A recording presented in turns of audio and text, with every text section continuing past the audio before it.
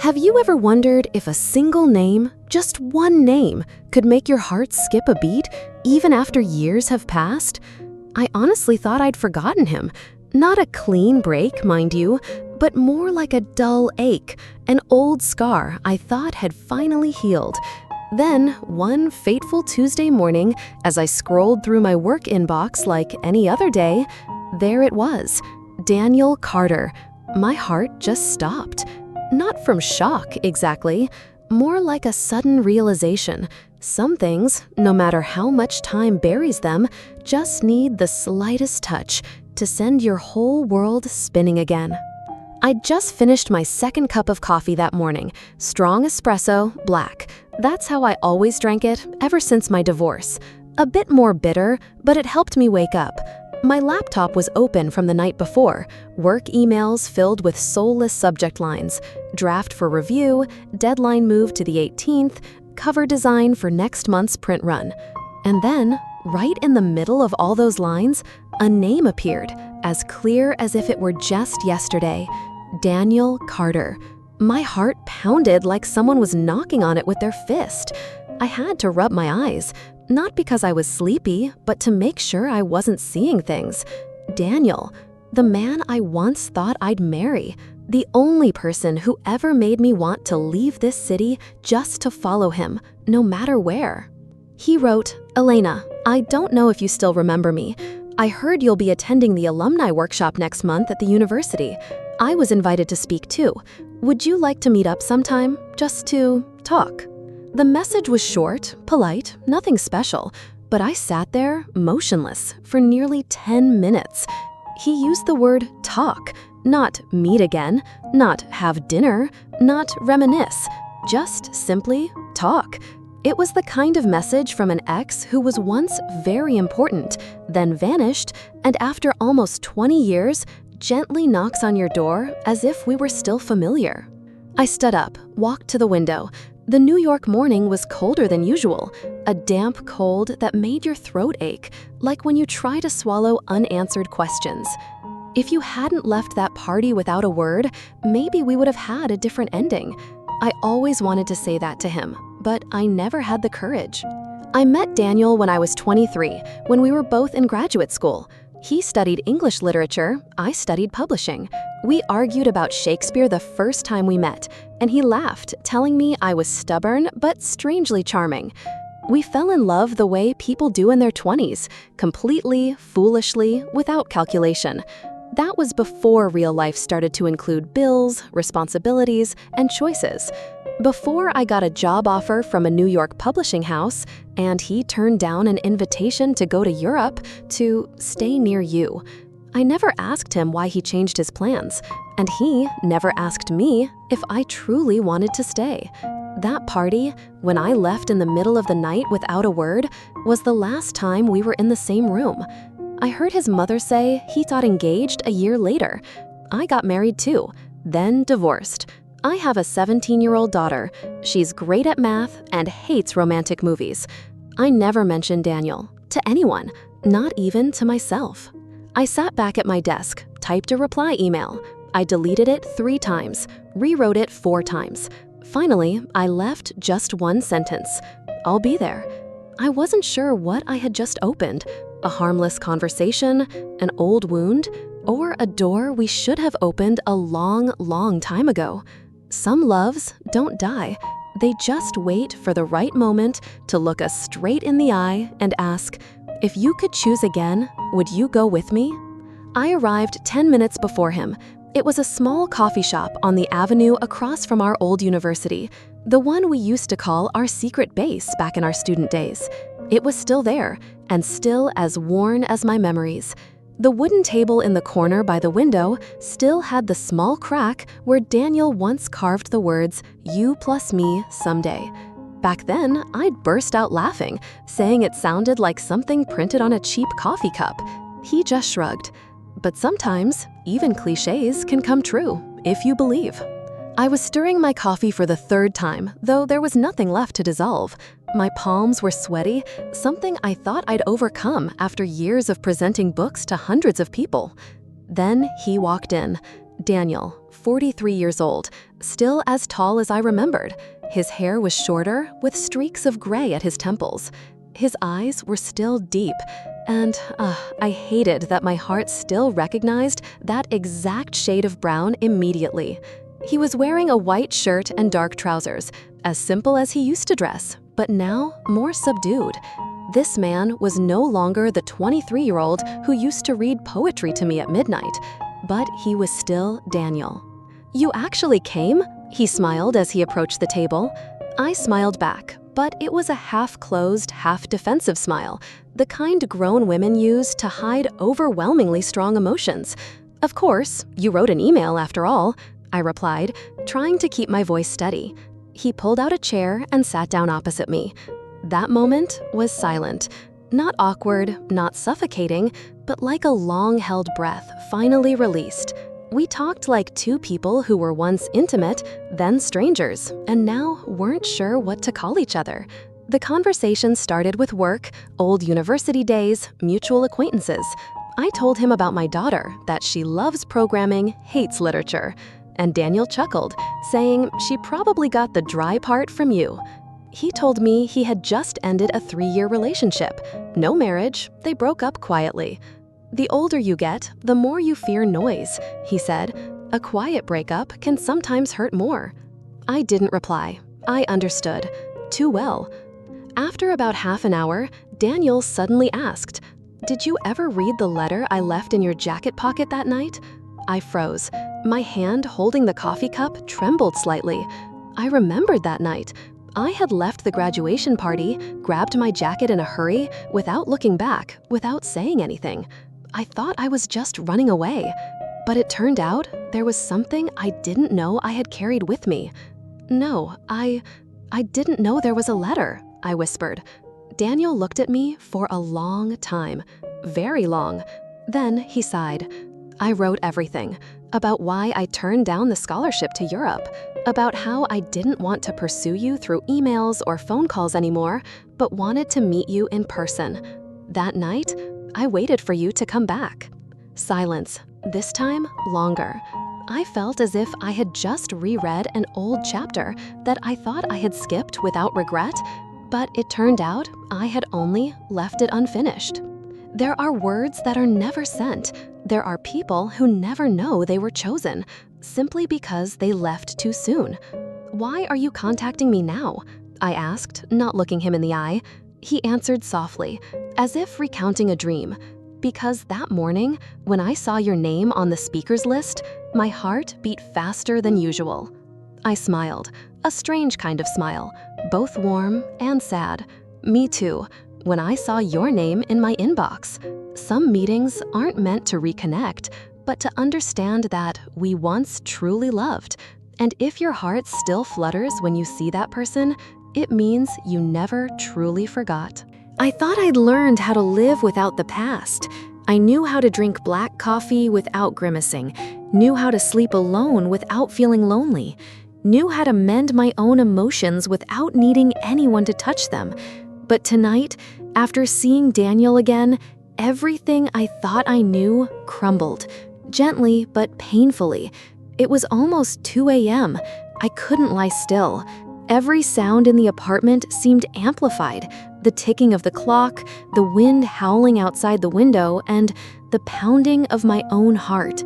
I felt a yearning for someone I had just met again, a longing that couldn't be touched, a memory that felt lost but was still somewhere around me. I turned on the light, walked into the small room next to my bedroom, the room I jokingly called my memory storage. There, in an old cardboard box, were things I couldn't bring myself to throw away, because I knew that if I ever felt weak, I'd need them. And sure enough, I needed it. I pulled out one thing after another. A small box filled with torn movie tickets, an old Polaroid photo of me grinning on Daniel's friend's borrowed motorcycle, and a charcoal gray wool coat. The coat I wore the day we broke up. The coat I grabbed in a hurry when I walked out of the graduation party without looking back. The coat I thought I'd forgotten. I reached my hand into the inside pocket, and my heart almost stopped. A folded piece of paper. Old. The corner of the paper was slightly crumpled, light as a breeze, yet heavier than anything I had ever held in my hands. I opened it and read, "Elena, if you're reading this, it means you haven't gone too far. I'm not sure why I'm writing these words instead of saying them directly, but some things, when spoken aloud, are easily ruined by emotion. I turned down the trip to Europe because I didn't want to love you from afar, not because I don't believe in distance, but because I didn't want to wake up every morning without knowing if you were okay. I stayed, Elena, because I chose you. If you read this letter and still want to go, I won't stop you. But if there's still even a tiny bit, just a tiny bit, that wants to stay, I'll wait for you. D." I sat down on the cold floor, not crying, just silent, as if something heavy had dropped from my chest. Not painful, but warm, suffocating. I used to think I was the one who was left behind. It turns out I was the one who left. It turned out I had never read the whole story of us. The next morning, I didn't put on makeup, no coffee, just sat in my chair watching the sun pour through the window, holding the letter. It was everything I never knew and now knew too late. My phone buzzed, a message from Daniel. "I'm glad I saw you again. There are so many things I want to say, but I respect your silence." I stared at the message for a long time. Then I opened my inbox, typed a few words, deleted them, typed again. Finally, I sent one line. I found the letter. 3 dots appeared, then vanished, then reappeared. I couldn't breathe while waiting for him to reply. I don't know whether to be happy or sad, but if it's okay, can I see you again? I had left without a word. Maybe this time I would stay, not to fix the past, but to see if love, if it truly wasn't dead, could bloom again after 17 years. I chose to wear a plain black dress, a soft, flowing fabric, simple, not revealing, but hugging my body just enough to evoke a memory, not to seduce him, just I wanted him to see me now, the 42-year-old woman who had learned to live with loneliness, but hadn't forgotten what it felt like to be loved. Daniel arrived on time. He opened the restaurant door for me, as gently as if we hadn't been separated for 17 years. His hand lightly touched my back as he led me inside, an accidental touch that made me lose my breath. Dinner began with the usual pleasantries: red wine, pan-seared fish, candlelight, questions about life. But his eyes, they weren't ordinary. We sat opposite each other, but I felt as if my body was enveloped by his gaze, slow, steady, and full of unspoken meaning. After the second glass of wine, I chuckled, tilting my head at him. "You're looking at me as if I'm still that foolish college student from back then." He put his glass down, leaning back slightly. "No," he said, "back then you were beautiful, but you didn't know you were beautiful. Now you know, and you still don't try to prove it to anyone else. I find that more attractive than anything." I didn't know how to respond. I just felt my cheeks warm, not from the wine, but because of the way he said my name, the way a man says a woman's name when he's sincere. We left the restaurant close to 10 p.m. The air was chilly. He offered to drive me home. In the car, we barely spoke, only the soft jazz music on the radio and the silence touching each other, as gently as two hands not yet daring to intertwine. When the car stopped in front of my apartment building, I didn't open the door right away. I turned to him. "Thank you for dinner. Really?" He didn't reply, just looked at me for a long time. Then he raised his hand, gently brushing a strand of hair from my cheek. That gesture, it was simple, but I almost stopped breathing. "I always thought," he whispered, "if you hadn't left that day, then the first night I kissed you wouldn't have been the last." I didn't reply.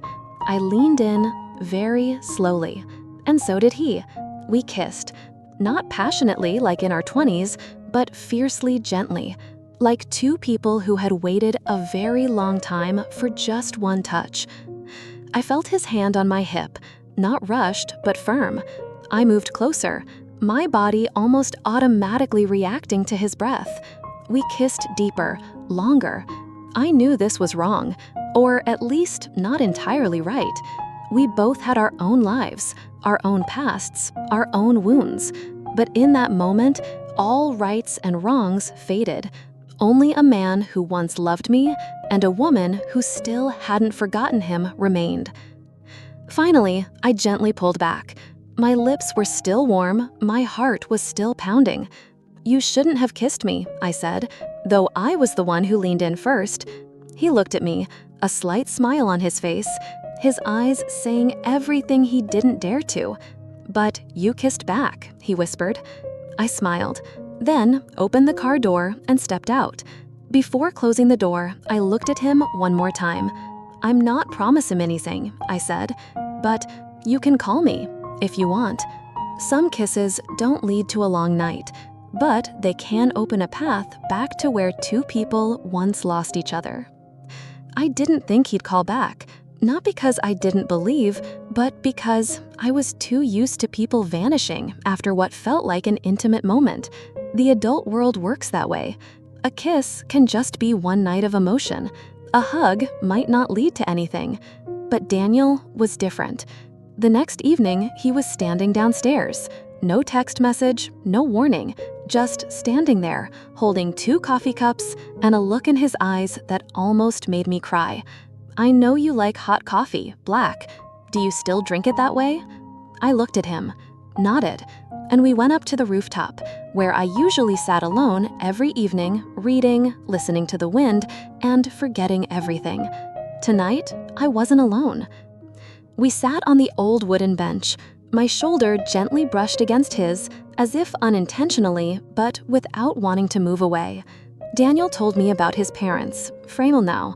He told me about his stepdaughter, 12 years old, living with her mother in California.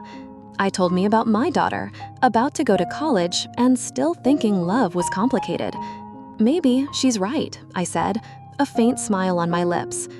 Daniel turned, looked at me for a long time. "Elena, if I told you that I still love you, would that make things more complicated?" I couldn't answer. My throat tightened. That sentence, it was something I dreamed of countless times over the years, but never believed I'd hear, not for real. "Daniel, don't say things we can't keep." "I'm not promising anything," he whispered. "I'm just telling you the truth." I stood up, turned away. I was afraid if he saw my eyes right then, he'd know how vulnerable I was. "If you still love me, why did you leave?" His voice echoed behind me. The question was gentle, not accusatory, but it cut deep. I turned back, and for the first time in 17 years, I said what I had never dared to. Because I was afraid of loving you too much, afraid that one day you'd choose a different path, and I'd be the one left behind. Daniel stepped closer, placing a hand on my shoulder. His eyes were moist. "You think I wasn't afraid? I was afraid you'd choose New York, choose your career, choose everything except me. And when you left, without saying anything, I thought that fear was real." We looked at each other. All the things that had never been said now lay in the silent space between us. No one needed to explain. No one needed to be right. Just enough courage to admit we had loved each other too much and lost each other because of it. I moved closer, very slowly. My hand touched his cheek, warm, real. And this time, I was the one who kissed him first. That kiss wasn't to fill a void, but to remind us that some things remain whole in the heart, even when we thought we'd forgotten. We held each other for a long time. No hurry, no invitation, just a hug, as if embracing our past selves, to forgive. "What do you want from me, Daniel?" I asked, my head resting on his chest. He whispered, "I don't know." I'm not sure. But I don't want to lose you again just because I'm afraid to start. There are words that cannot be spoken. They only exist in a squeeze of a hand, a glance. And sometimes just that is enough to start over. We didn't do anything that night. Didn't cross any lines. Didn't lie next to each other. We just sat together on the sofa, in the soft darkness, with a distant piano melody floating up from downstairs. Daniel held my hand. His hand was larger and rougher than it used to be, with calluses on his thumb, but warm. I realized I still remembered that feeling so clearly, as if no one else had ever been enough to erase it. I asked him, if back then I had read that letter, what do you think would have become of us? Daniel was silent for a long moment. Then he replied, maybe we would have had a small house, children, arguments, clumsy cooking evenings, and fallen asleep on the sofa. I chuckled, but my throat felt tight. And maybe, I continued, we still would have broken up, just with more pain, because we had gone further. He nodded slightly. But I'd rather hurt from being with you than live my whole life wondering what would have happened if we had chosen each other. I turned to him. His eyes were moist. And I realized, in this man's eyes, it was still me, the 23-year-old girl who used to sit and read poetry with him in an old dorm room. Still me, even after time had changed the color of my hair through countless seasons. I rested my head on his shoulder. What are you thinking? He asked, his voice hoarse. I spoke softly, as if afraid to shatter something fragile. I'm thinking, if back then I had read that letter, what do you think would have become of us? If we had met at a different time, when I wasn't so afraid of losing him, when he didn't have to choose between me and his dream, then maybe we wouldn't have been lost from each other for so long. Daniel squeezed my hand gently. I don't care who you are, how old you are, where you are in this life. Just, if you're still sitting next to me, still looking at me like this, that's enough. I lifted my head, and this time, I kissed him. Slow, deep, and wet. My tears fell as our lips met.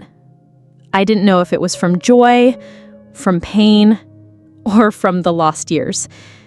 He wiped my tears with his thumb, then kissed me again, gently, like the first time, but imbued with a lifetime of unspoken words. Some kisses taste of tears, the taste of things left undone, of if only, of should've, but still so tender that you don't want to pull away. That night, we held each other as we slept.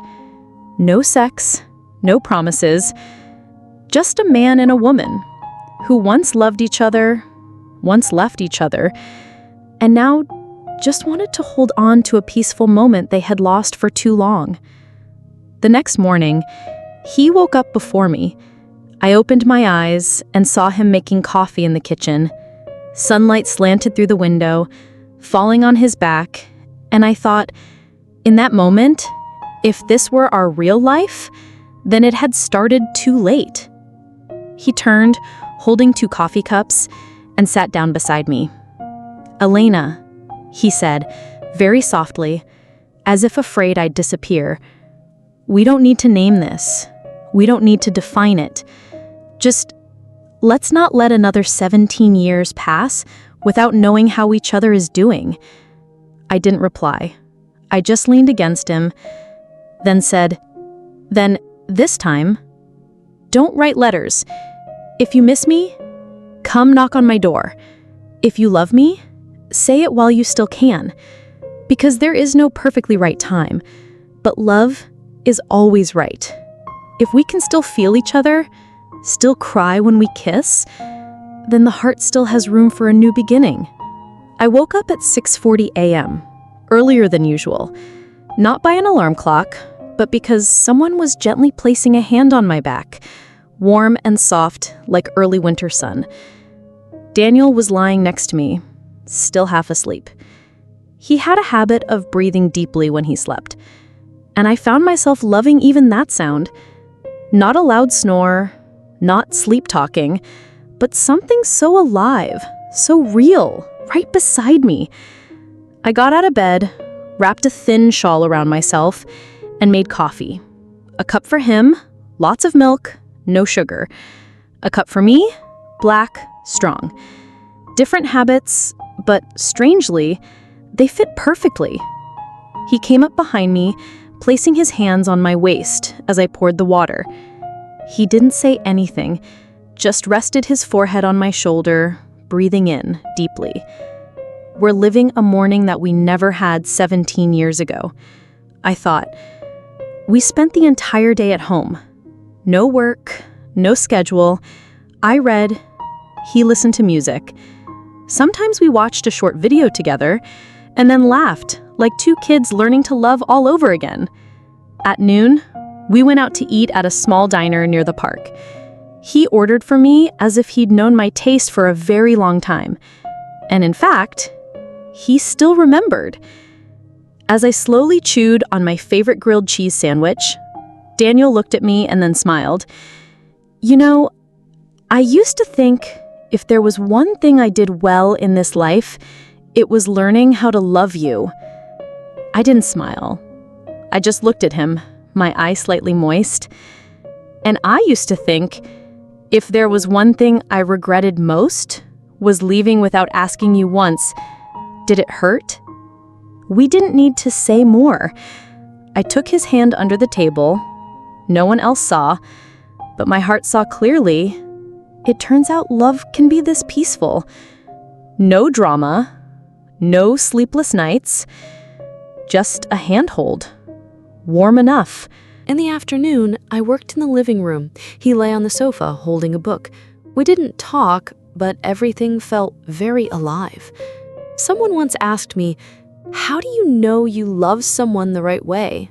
I think it's when you can spend an ordinary day with them and not want to trade places with anyone else in the world. When I saw him off, dusk had fallen. I walked him all the way down to the lobby. Before stepping into the elevator, he turned back. Do you feel like you're truly living? I looked at him, my heart feeling a little lighter. Yes. It's been a long time since I've felt this clearly. We still hadn't said, I love you again, still hadn't named this relationship. But if I had to choose someone to live ordinary days with, I think I have already chosen. We never quite defined what we were to each other. Neither of us needed an answer. Perhaps we feared that once we named it, everything would vanish. Like how beautiful dreams often shatter when you try to hold on to them. Daniel still came over. No warning, no fixed schedule, just a casual text, "Are you around?" And I knew he'd be downstairs with a warm coffee or an old book I'd once mentioned. Our evenings together weren't loud, just soft jazz music, the scent of coffee filling the small kitchen, and sometimes just silence. The silence of two people who were too familiar with each other's breaths. He'd lie on the sofa reading. I'd sit in his lap, my head resting on his chest, listening to his heartbeat. It wasn't like any love I'd ever known. Not passionate like in our 20s, not calculated like later relationships. It was something old and new at the same time. A piece full of unspoken secrets. There were nights he stayed over. Not by a clear invitation, but simply because when midnight struck, neither of us wanted to be the first to get up. I'd wake up in the faint light of dawn and find him watching me. That gaze. It wasn't the gaze of a stranger. It was the gaze of someone who had walked with me through so many years, whether I knew it or not.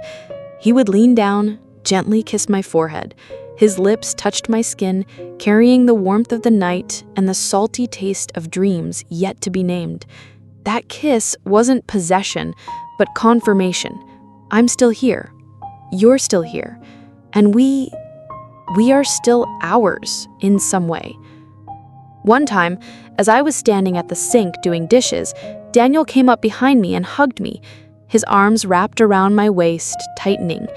I leaned my head back into the hollow of his shoulder, feeling the warmth from his body transferred to mine.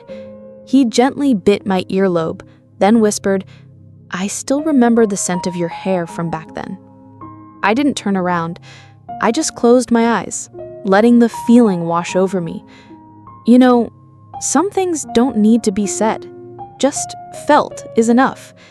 Then I turned, placed my hand on his cheek, and pulled him closer. I kissed him. A kiss not rushed, but full of longing. It tasted of tears, the taste of what was lost, of nameless regrets, and the taste of a fragile hope that everything might still be possible. He returned my kiss, his arms tightening around my waist as if he wanted to hold me back from all the years that had passed. Our bodies merged, not with the urgency of sex, but with the communion of two souls that had found each other after so many detours. In the mornings that followed, I still woke up beside him. There were no promises for tomorrow, but there was the peace of the present. He still made coffee for me, still placed his hand on my waist whenever I walked past him, and I still rested my head on his chest, listening to his breathing in the quiet night. We didn't know where things were going. Perhaps there would be a time when we'd have to confront the question, what are we to each other? Maybe we'd find a different ending, a new, serious beginning, or perhaps nothing, just a slow fading. But today, on a quiet morning, with the smell of coffee filling the kitchen, he was kissing my neck from behind, whispering something indistinct. I knew I was still loved, even if that love had no name. Perhaps the most beautiful ending isn't in a declaration of love, but in the silent presence of the person you cherish, every day, every night, without fanfare, as long as they are still there. That's enough.